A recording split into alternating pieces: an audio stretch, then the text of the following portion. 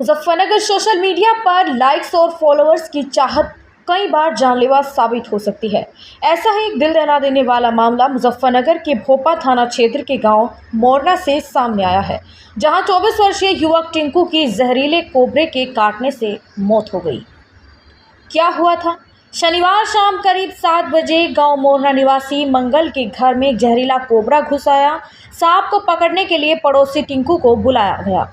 टिंकू ने बिना किसी सुरक्षा उपकरण या स्नैक कैचर की सहायता के अपने नंगे हाथों से कोबरा को पकड़ लिया। मौके पर मौजूद लोगों ने इस घटना का वीडियो बनाना शुरू कर दिया। वीडियो बनते देख टिंकू ने सांप को बोरी में डालने के बजाय उसके साथ खेलना शुरू कर दिया।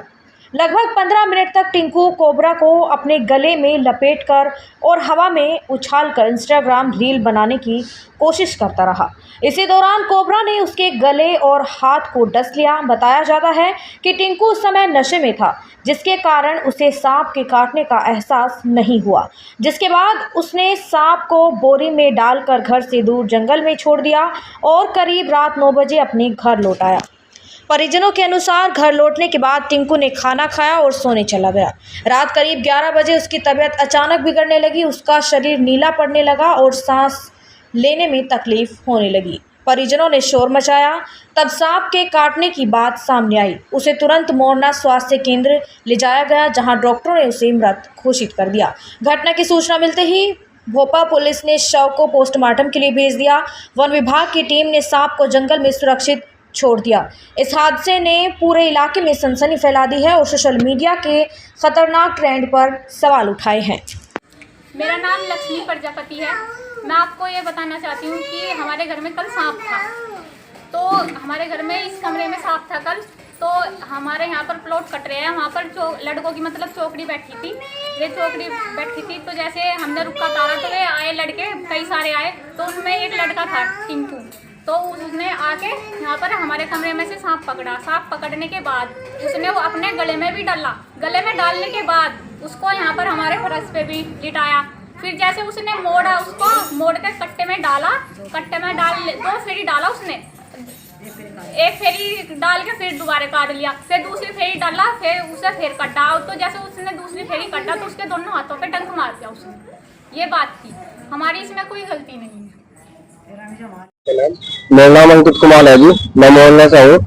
मेरे वहाँ छोटा भाई चाचा का लड़का मेरे मोहित काम पे से आ रहा था। मतलब पड़ोस में थोड़ी देर में गाँव वो पड़ता है घर मंगल का, तो उसके घर में एक सांप था।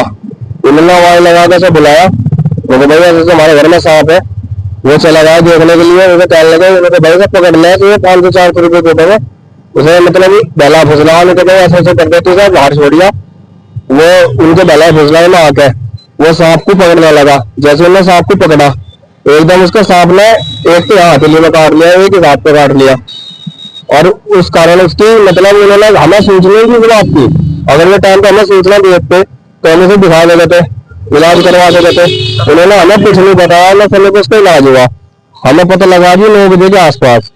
हम उसे जैसे हॉस्पिटल में मुझे लगे, उन्होंने उसे मृत घोषित कर दिया। उसकी मृत्यु होगी। अब हम ये चाहते हैं कि कम से कम उनके पे कुछ कानूनी कार्रवाई होनी चाहिए। भाई कम से कम उन्हें मतलब आस पड़ोस के नाते हुए बताना, टाइम पे हमें समय पर सूचना देनी थी कि आपके लड़के का ऐसा काट लिया। उन्होंने ये समझा, अब तक उन्होंने हमारे से किसी प्रकार का कोई कॉन्टैक्ट नहीं करा, जबकि ये रात का मामला है 8 बजे का। उन्होंने किसी बारे में हमने कोई टाइम नहीं दी और जो मतलब छोड़ दिया चल घर से। मतलब बता देते कि भाई था लड़के का ऐसा हो गया, हम कोई कार्रवाई करते हुए दिखाते रहने का उसका ट्रीटमेंट करते, शायद उसकी जान बच जाती। पर ऐसा कुछ नहीं हो पाया अब तक। हमारे से कोई बात नहीं कर रहे, कोई वो नहीं करे और हमें दोषी ठहरा रहे हैं। कोई हुआ है हम नहीं कर देंगे, हम नहीं कर देंगे, दया से कुछ बात कर रहे हो। ठीक है जी।